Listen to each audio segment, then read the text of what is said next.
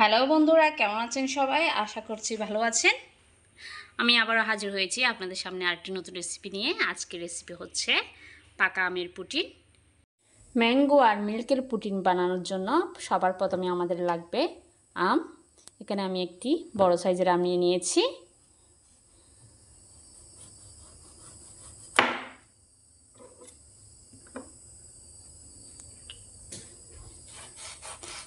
যে কোনো আম হলে হবে, কিন্তু পাকা আম লাগবে। আমগুলোকে আমি ছোটো ছোটো কিউব করে কেটে নিব।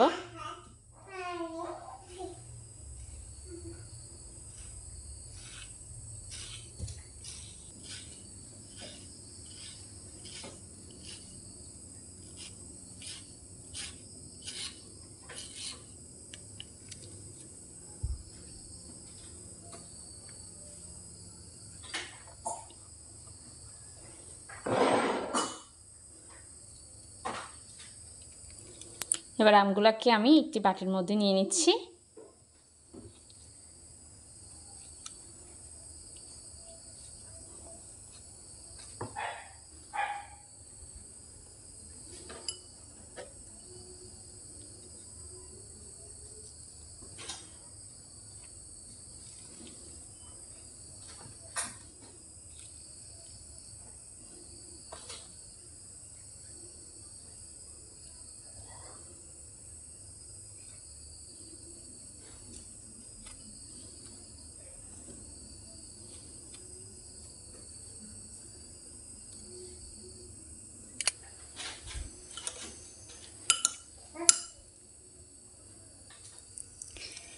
এবার কেটে রাখা আমগুলোকে আমি ব্লেন্ডারে দিয়ে দিচ্ছি।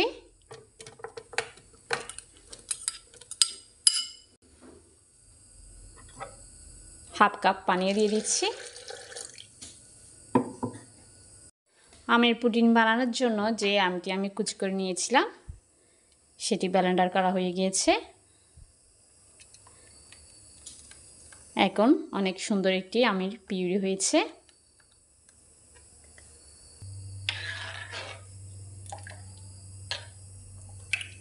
একটি প্যানের মধ্যে আমের পিউরিগুলো নিয়ে নিয়েছি।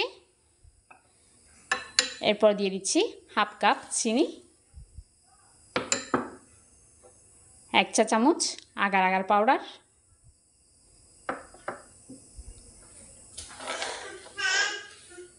এবার একটু নেড়েচেড়ে দিচ্ছি। যদি আমের পিউরিটা যদি আপনাদের কাছে ঘন লাগে তাহলে এখানে একটু পানি অ্যাড করতে পারবেন।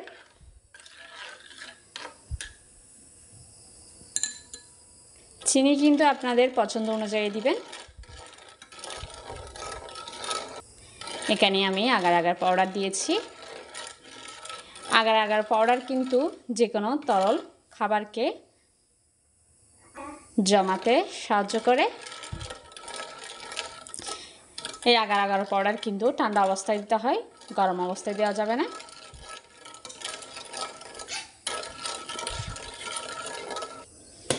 চিনি আর আগার আগার পাউডার মেশানো হয়ে গিয়েছে।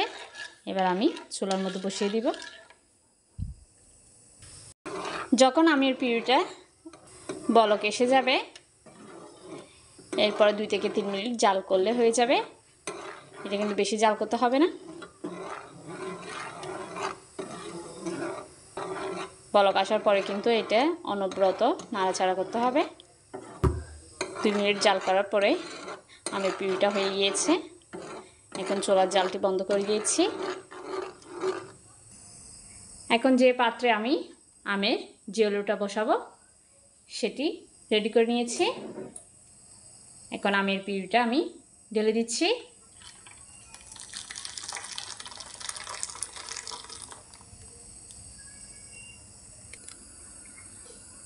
এখন জেলোটা নর্মাল ফ্রিজে রেখে দিব আধ ঘন্টার জন্য, যাতে ভালোভাবে সেট হয়ে যায়।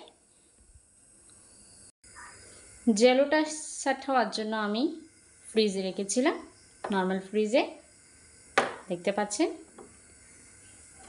জেলোটা কিন্তু পুরাই জমে গিয়েছে। এবার আমি ছোট ছোট কিউব করে কেটে নিচ্ছি।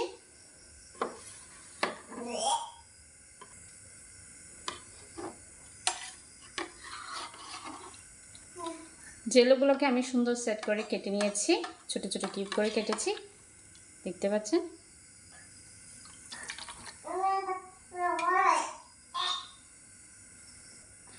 আমি এরকম টুকরো করেছি। এখন একটি প্যানের মধ্যে আমি হাফ লিটার গরুর দুধ দিয়ে দিচ্ছি। হাফ কাপ দিয়ে দিলাম চিনি। এখন 1 চা চামচ আগার আগার পাউডার। এখন সব উপকরণ দিয়ে আবার নেড়ে ছেড়ে ভালোভাবে মিশিয়ে নিচ্ছি। আগার আগার পাউডার কিন্তু ঠান্ডা অবস্থায় দিতে হবে, গরম অবস্থায় কিন্তু দেওয়া যাবে না।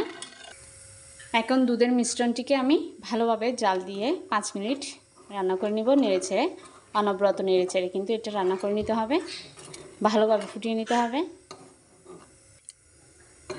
অনবরত নাড়াচাড়া করার পরে আমাদের দুধের মিশ্রণটি হয়ে গিয়েছে। এখন চুলাটি বন্ধ করে দিচ্ছি। যে পাত্রের মধ্যে আমি পুটিনটি বসাবো সে পাত্রে আমি এখন আমের জেলুগুলো ঢেলে দিচ্ছি। আমি 2টি পাত্রে সেট করে নিচ্ছি। এবার দুধের মিশ্রণটি ঢেলে দিচ্ছি।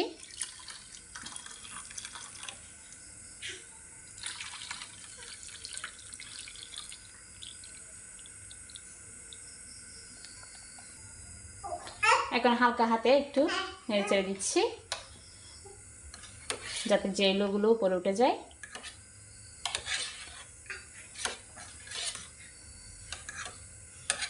এখন আমাদের ম্যাঙ্গো মিল্ক পুডিং রেডি হয়ে গিয়েছে। এখন আমি 5 মিনিটের জন্য ঠান্ডা করে ফ্রিজে রেখে দিব, নর্মাল ফ্রিজে 3 ঘন্টার জন্য।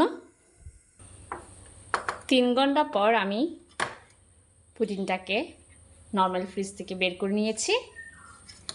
দেখতে পাচ্ছেন জমে গিয়েছে। এবার মোল্ডের চারপাশ দিয়ে আমি চাকু দিয়ে ছাড়িয়ে নিচ্ছি।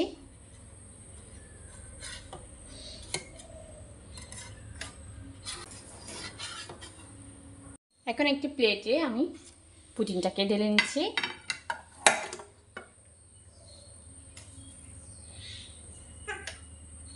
পুডিংটা কত দেখতে সুন্দর লাগছে এবং লোভনীয় লাগছে, আপনারা হয়তো দেখে বুঝতে পারছেন। এখন পাকা আমের সিজনে আপনারা বাড়িতে বানিয়ে ঝটপট খেয়ে ফেলুন এই আমের পুডিং। খেতে কিন্তু অসাধারণ হয়েছে। আশা করছি আমার এই আমের আর ম্যাঙ্গো পুডিংটা আপনাদের কাছে ভালো লেগেছে। যদি ভালো লেগে থাকে চ্যানেলটিকে সাবস্ক্রাইব করে লাইক দিয়ে পাশে থাকবেন। দেখা হবে আরেকটি নতুন রেসিপি নিয়ে। ততক্ষণ পর্যন্ত ভালো থাকবেন, সুস্থ থাকবেন।